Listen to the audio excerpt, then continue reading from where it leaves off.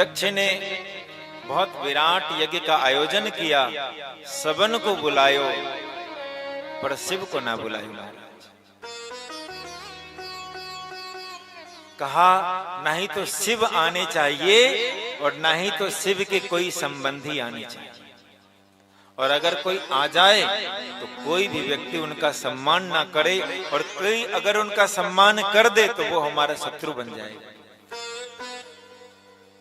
सभी देवताओं को पता है कि आज शिव जी को निमंत्रण नहीं मिला है, लेकिन फिर भी वो उसी रास्ते से होकर जा रहे हैं। क्यों? ताकि इनको पता चले कि कुछ हो रहा है और हम सब कहीं जा रहे हैं, और आज हम सब इनसे बड़े हो गए। अच्छा देखिए, चाहे दुनिया का कितना भी बड़ा पुण्य काम हो, धार्मिक काम हो, अगर उसमें भगवान शंकर ना जाएं तो क्या वो काम सफल होगा? नहीं हो सकता। कोई भी काम हो, लेकिन आप भगवान शिव को निमंत्रण मत दीजिए, आपका काम सफल नहीं हो सकता। भोले बाबा के बिना कोई भी काम सार्थक नहीं हो सकता।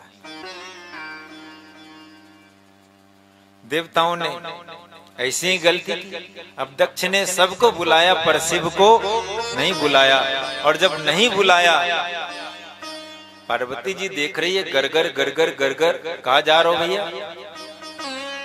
कहा तो पतो ना है, कहा तुम बता दो। कहा आज दक्ष के यहाँ बहुत विराट यज्ञ का आयोजन है, हम सब वहीं जा रहे हैं। कहा रे हमारे पिताजी के यहाँ इतने बड़े यज्ञ का आयोजन और हमें नहीं बुलाए? कहा आप तो अपने पिताजी से पूछो, मैं कहा बता सकता। पार्वती जी ने कहा कोई बात नहीं, अब तुम जाओ। भगवान शिव को कहा क्या आपको पता है ये सब विमान अपने घर की तरफ जा रहे हैं, आपके ससुराल की तरफ? शिव ने कहा ये तो हमें पता है। कहा आपको पता है फिर भी आप नहीं जा रहे? कहा हमें पता है, हम फिर भी नहीं जा रहे। कहा क्यों? कहा जाना वहां चाहिए जहां हम जाएं और वो देखकर हमारा सम्मान करें, हम जाएं और वो हमें देखकर खुश हो जाएं। ऐसा नहीं कि आप गए और उसने मुंह लटका लिया, कौन आ गए हमारा। कहा इस जगह पे नहीं जाना चाहिए। पार्वती जी ने कहा कि अपने घर में बिना निमंत्रण के भी जा सकते हैं, गुरु के यहाँ भी बिना निमंत्रण के जा सकते हैं, अपने मित्र के यहाँ भी बिना निमंत्रण के जा सकते हैं। भगवान भोलेनाथ ने कहा बिना निमंत्रण के जा तो सकते, लेकिन कम से कम इतना तो हो कि हमें देखकर वो खुश हो, तब तो हम जाएं। हम जाएं और वो हमें देखते अपना मुंह घुमा ले, तो मोह याते का मतलब। भगवान शिव ने कहा तब तो हम नहीं जाना चाहते। पार्वती जी ने कहा देखिए हमारे पिताजी ने चिट्ठी तो भेजा होगा, लेकिन चिट्ठी कहीं ना कहीं अटक गई होगी, इसलिए आई नहीं। भगवान भोलेनाथ ने कहा अगर कहीं अटक गई तो आ ही जाने दो, तब जाएंगे। सती को लगा कि आज शिव जी की कुछ ज्यादा ही सेवा करनी पड़ेगी। भगवान भोलेनाथ लगा गए समाधि, आंख बंद करके बैठ गए महाराज, और सती सेवा में लग गई। अब सेवा ही कर रही। अब सेवा करते करते सती सोचती है कि जब ये प्रसन्न हो जाएंगे तब तो अनुमति देंगे, लेकिन भगवान भोलेनाथ अनुमति नहीं दे रहे, क्योंकि उनको पता है कि जाने के बाद सम्मान होगा नहीं, तो जाने से क्या फायदा। अब भगवान भोलेनाथ आंख बंद किए बैठे हैं और तब तक सती चले गई। तो भगवान भोलेनाथ ने एक आंख खोलकर देखा कि सही में चले गए, और जैसे ही भोले बाबा आंख खोले तो सती फिर आ गई, और फिर भोले बाबा ने आंख बंद कर ली और सती फिर सेवा कर दी। फिर भगवान भोलेनाथ ने कुछ नहीं कहा, फिर सती चले गए, और ऐसे करते करते अंत में सती चले ही गई, रुकी नहीं मान। भगवान भोलेनाथ ने देखा कि ये तो सही में चली गई, तो अपने गणों को कहा कि जाओ इसे सम्मान के साथ इनके घर पहुंचा दो। भूत प्रेत उनके साथ गए, नंदी आदि गए और उन पर सवार होकर माता सती गई। लेकिन जब दक्ष के यहाँ गई तो उसने क्या देखा कि आज तक जो सब देवता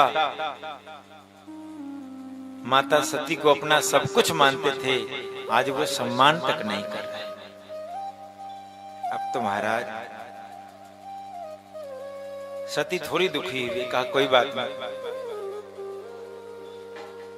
उनके बाद फिर दूसरे से मिली, सबकी वही स्थिति, दक्ष ने सबको मना कर दिया। अंतिम में वो अपने बहन से मिली। बहन ने भी सम्मान तो किया लेकिन मन से सम्मान नहीं किया। उनकी बहन कहती, ये बताओ तुम्हारा पति अभी भी पूरे शरीर में भस्म रमाता है क्या? वह स्मशान में ही रहता है, भूत प्रेत के साथ ही घूमता है, या फिर किसी अच्छे लोगों की संगति कर ली? सती ने सोचा, राम राम राम, इतने दिन के बाद मिल रहे और ये फिर भी कौन सा प्रश्न कर रहे। तो बहनों ने भी उतना सम्मान नहीं दिया जितना वो पहले देती थी। लेकिन अगर सती के जाने की किसी को सचमुच में प्रसन्नता होगी तो वो सती की माता है। मुस्काता हो ही सोई जो राम रचि राखा, को करी तर्क भरा। होता वही है जो राम जी की इच्छा होती है, बाकी अपने सोचने से अगर कुछ होता तो शायद संसार भी अपने इच्छा से ही बना होता। इसीलिए जब सती गई तो किसी ने भी सती का सम्मान नहीं किया, बस मां ने किया। सती ने इस अपमान को भी सहन कर लिया, लेकिन जब यज्ञ कुंड की तरफ दृष्टि दिया तो यज्ञ में क्या देखते हैं कि सबके अलग अलग हिस्से हैं, पर भगवान भोलेनाथ के कोई हिस्से नहीं। अब तो महाराज सती अत्यंत क्रोधित हो गई, लाल पीली हो गई। उसने कहा, मूर्ख दक्ष, क्या तुम्हें पता है शंकर का मतलब क्या होता है? सम कल्याणम करोति इति शंकरः। जिनका नाम लेने से मनुष्य का कल्याण हो जाए उसे शंकर कहते हैं। जिनका नाम लेने से जीव समस्त दुखों से छूट जाए उसे शंकर कहते हैं। जिनका नाम लेने से मनुष्य के समस्त दोष समाप्त हो जाए उसे शंकर कहते हैं।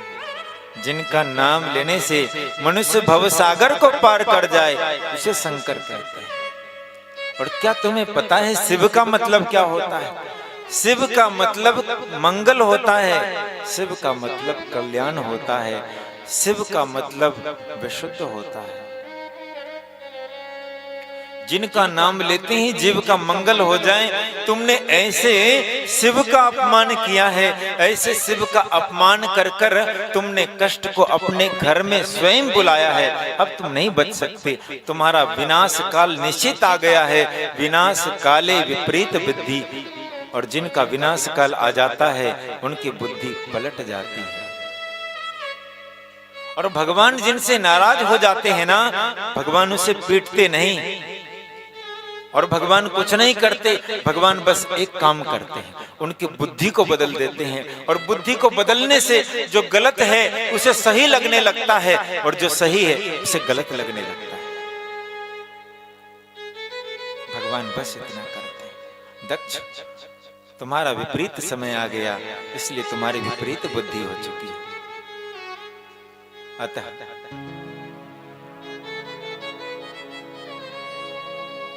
तुमने ऐसा अपराध किया है जो क्षम्य नहीं। और चूंकि हमारा शरीर तुम्हारे रक्त से बना है, इसलिए हम इस शरीर को धारण नहीं कर सकते। माता सती ने अपने अंगूठे से योग अग्नि को प्रकट किया और इस योग अग्नि में अपने आप को भस्म करा दिया। बोले सती माता की, शंकर भगवान की जय। अब महाराज माता सती ने अपने कलेवर का त्याग किया। नारद जी ने भगवान शिव को बताया शिव कैलाश पर थे, अत्यंत क्रुद्ध हो गए, नाराज हो गए, आग बबूले हो गए। का अगर अब तक दक्ष बच रहा था तो सिर्फ सती के कारण, अब सती नहीं तो संबंध कैसा। जटा को उखाड़ कर जमीन में पटक दिया। एक विकराल महापुरुष प्रकट हो गया। का भूवीर ते भद्रम, तुम्हारा नाम वीरभद्र है, जाओ दक्ष और उनके यज्ञ को सब कुछ तहस नहस कर दो, दक्ष को भी तहस नहस कर दो, यज्ञ कुंड को भी स्वाहा कर दो, कुछ भी बचना नहीं चाहिए, जाओ सबका विनाश कर दो।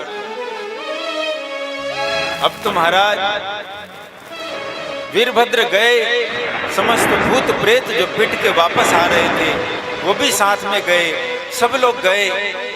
जितने देवता थे उसने देखा ये कौन आ गए, सब लोग भागते। उनसे पहले ही भगवान शिव के समस्त गणों ने देवताओं को पकड़कर खूब पीटा, सबकी पिटाई की और सबको कहा आपने भगवान शिव का अपराध किया है, अतः आप बच नहीं सकते। सबको पकड़ के बांध दिया। भृगुबंध मणिमान वीरभद्रः प्रजापतिं चंडिसः पूषणं देवं भगं नंदीश्वरो गृहे। तो महाराज मणिमान नाम के गण ने भृगु मुनि को पकड़ लिया, वीरभद्र ने प्रजापति दक्ष को पकड़ लिया, चंडीस ने पूखा को पकड़ा और उसी प्रकार से जो नंदीश्वर हैं उसने भग देवता को पकड़ लिया। और जितने देवता, जितने ऋषि मुनि जिसने भगवान शिव का अपराध कर दिया था, एक एक करके सब लोग पकड़ लिए गए, बांध दिए गए और भरपूर सबकी पिटाई हुई। महाराज आपने भगवान शिव का अपराध किया। अब महाराज वीरभद्र ने पूछा बताओ इसने क्या गलती की। कहा देखो हम सबकी जब पिटाई हो रही थी ना, तो ये जो भृगु मुनि है ये दाढ़ी मूंछ पर हाथ घुमाकर बड़े जोर से हंस रहे थे। ओ हो, पूरे दाढ़ी मूंछ एक बार में निकाल लियो महाराज। कछुन आए बच्चों, का दूसरे का बताओ। का हम जो पिट रहे थे तो ये जो पूषा देवता है ना ये दांत दिखा के हंस रहे थे। ओ हो, ऐसा फाइट चलाया 3200 दांत एक बार में टूट गए। का ये भग देवता क्या कर रहे थे। का हम पिट रहे थे और ये आंखें मटका के हंस रहे थे, तो उनके दोनों आंख निकाल ली। सबकी तो पिटाई हुई, पर वो दक्ष जिसने सबसे बड़ा अपराध किया है उनका क्या, उनको उठाया और यज्ञ कुंड में स्वाहा कर दिया। उनका सर धड़ से अलग करके उनके सर को यज्ञ कुंड में डाल दिया। बोले शिव शंकर भगवान की जय, गौरी शंकर भगवान की जय हो। इस प्रकार से जिसने जिसने शिव का अपराध किया उनको सजा मिल गई। और महाराज सब लोग बहुत दुखी हो गए। इधर तो ये सभी कैलाश पर गए और उधर सबने मिलके ब्रह्मा जी से कहा कि अब हम क्या करें। सब लोग मिलके भगवान शिव के पास जाते हैं। ब्रह्मा जी ने कहा देखो अगर कोई दूसरे देवता होते ना तो वो क्षमा नहीं करते, मैं गारंटी के साथ कह सकता हूं। कौन कह रहे हैं? ब्रह्मा जी कह रहे हैं। लेकिन शिव जी हैं तो शिव जी माफ कर देंगे। दूसरे देवता माफ नहीं करेंगे पर शिव जी जरूर माफ करेंगे। इसलिए सब लोग मिलकर किनके पास जाते हैं? भगवान शिव के पास। भगवान शिव ने कहा हम तुम सभी का हित तब करेंगे जब इस यज्ञ में हमारा भी हिस्सा होगा।